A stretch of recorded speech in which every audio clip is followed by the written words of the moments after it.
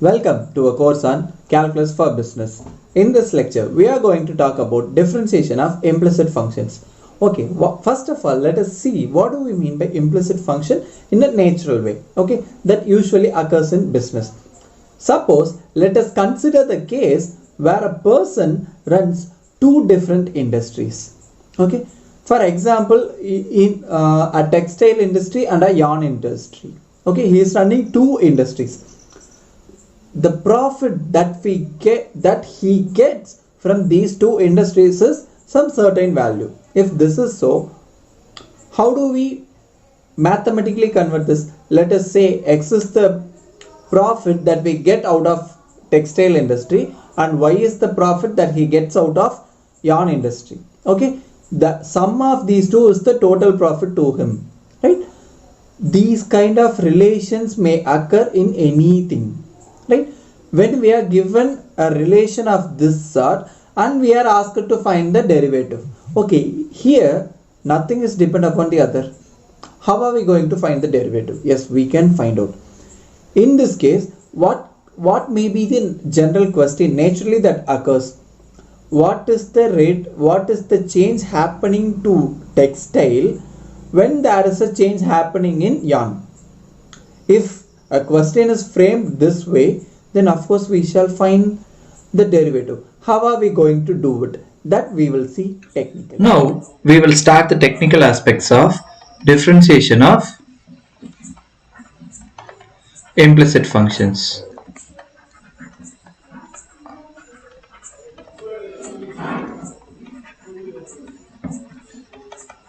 Here y cannot be expressed in terms of y.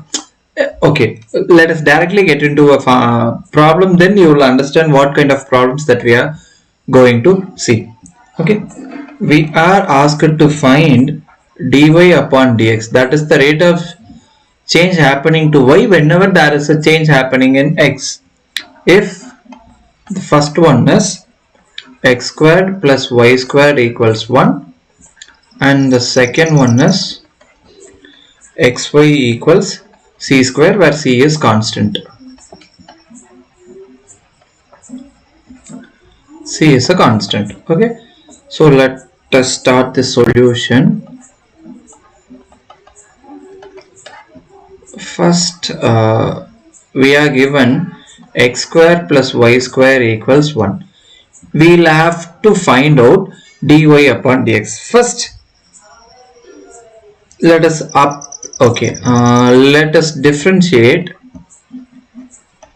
this expression, differentiate this one with respect to x.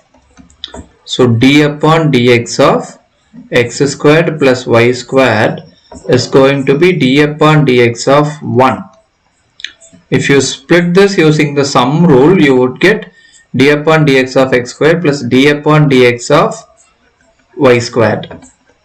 This quantity, this is derivative of a constant, hence it is 0, and this one happens to be 2x, that we know for sure. Here we don't know, but if you treat y as x, you would get 2x, so you would get 2y and dy upon dx. Now this tells you what? 2y times of dy upon dx is going to be minus 2x, and dy upon dx would be what? Minus 2x upon 2y, which happens to be minus x upon y, and this completes this problem. Now let us do the second one. It is given that xy is c square. Differentiate both the sides with respect to x. What would we get? That is d upon dx of xy, which is d upon dx of c square.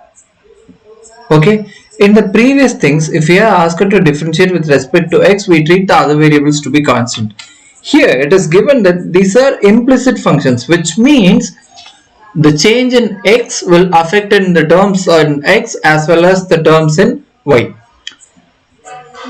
in simpler terms, we had the independence in the previous cases, whereas we have the dependence in these cases.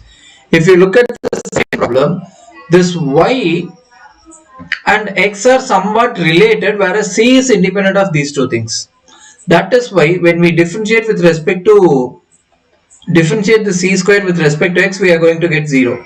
Whereas here what should we do? We'll have to keep x as it is and differentiate y, and then keeping y as it is and differentiating x.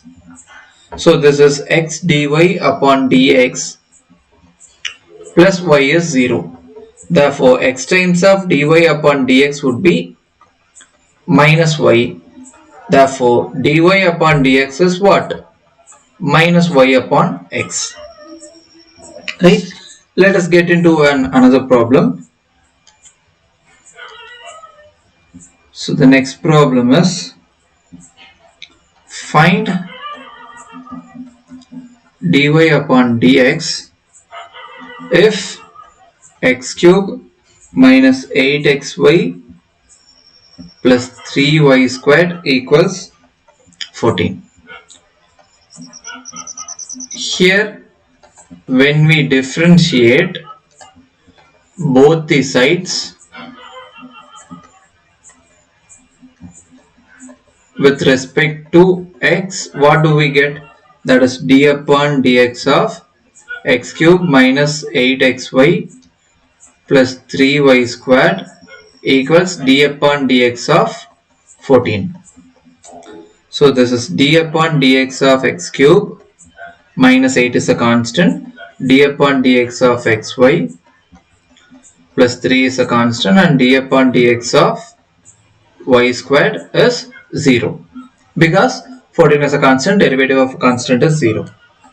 And here this is 3x squared minus 8 times of, keep x as it is and differentiate y, then keep y as it is and differentiate x, plus if you have x in this place, what do you do? That is y square, x squared. When you differentiate x squared, you would get 2x. In the place of x, we have y, and then dy upon dx, which is equated to 0. Now this is 3x squared minus 8x dy upon dx minus 8y plus 6y into dy upon dx, which is equated to 0. Now if you club the terms with dy upon dx and the terms without it, 3x squared minus 8y, okay, then plus minus 8x plus 6y into dy upon dx, which is 0. Okay, this is going to give you what? Minus 8x plus 6y times of dy upon dx is minus times of 3x squared minus 8y. If you take minus inside, you would get 8y minus 3x squared. Okay, therefore your dy upon dx would be 8y minus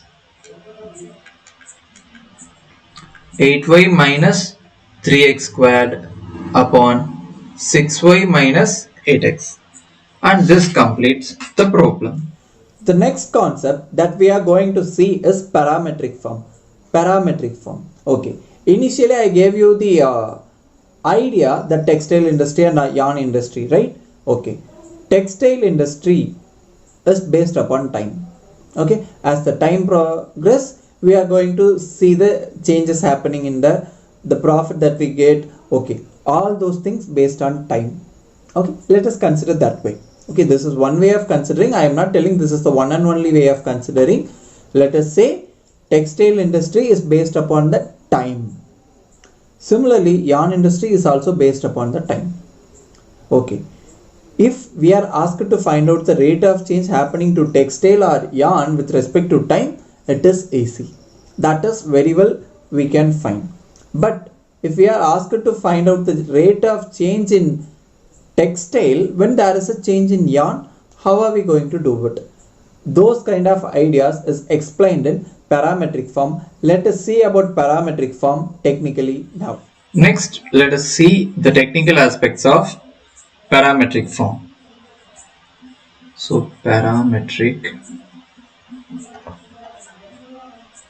form. Let me give you the definition to this. Okay, if x is a function of some variable t and y is a function of t, this t here, this t is called parameter. Okay, then the rate of change happening in y with respect to the change in x is dy upon dt upon dx upon dt. Do the derivative of x and y with respect to t and then find the ratio of these things. This gives you, right? Let us see a simple problem to illustrate this idea. Find dy upon dx when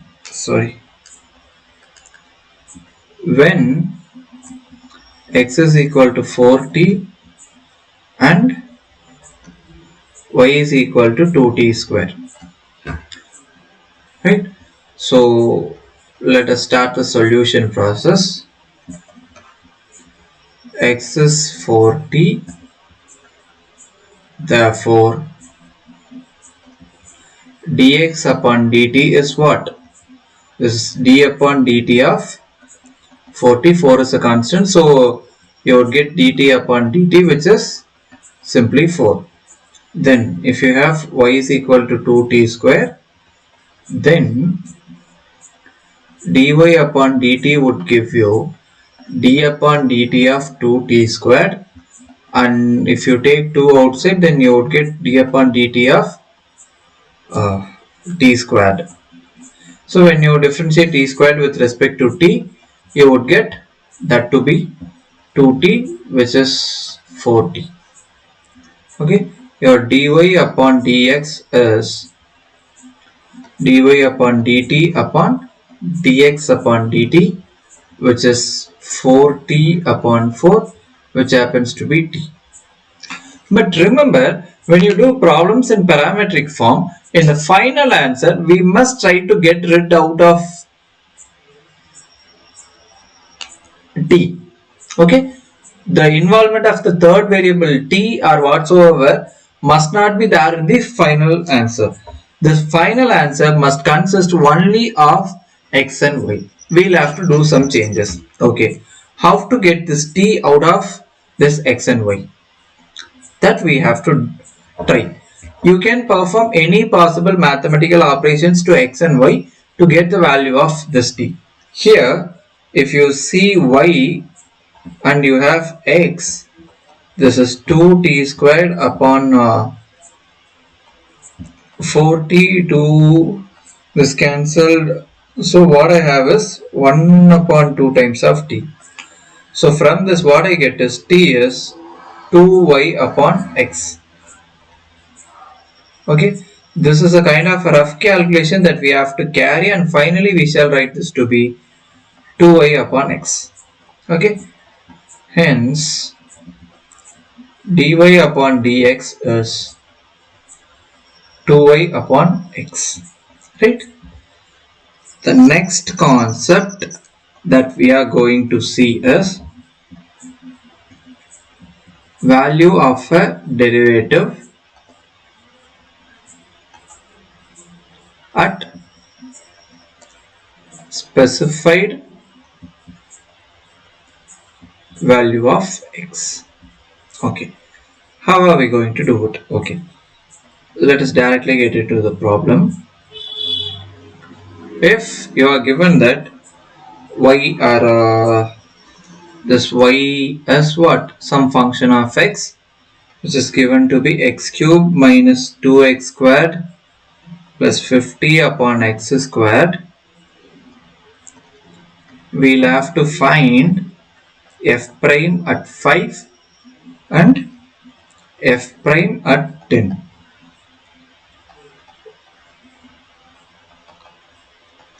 For the solution process, our f of x may simply be written as x cube upon x squared minus 2x squared upon x squared plus 50 upon x squared. So this is simply x minus 2 plus 50 times of x power minus 2. And when we find f prime of x, that is d upon dx of this x minus 2 plus 50 times of x power minus 2 is going to be d upon dx of x minus d upon dx of 2 plus 50 times of d upon dx of x power minus 2. This happens to be 1 and this is 0. This is 50 times of minus 2 x power minus 2 minus 1. Therefore this is 1. 50 times of minus 2 becomes minus 100 x power minus 3. So 1 minus 100 upon x cube. This is the value of the derivative at x. We are asked to find out f prime of 5 and f prime of 10. F prime of 5 is nothing but in the place of x we will have to substitute that value. That's it. So it is 5 cube. So when you do 5 cube, it is 1 minus 100 upon 125.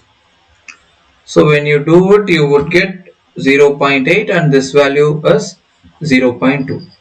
And when you find f prime of 10, this is 1 minus 100 upon 10 cube. So that is 1 minus 100 upon 1000, which happens to be 1 minus 0.1 and the answer is 0.9. Right?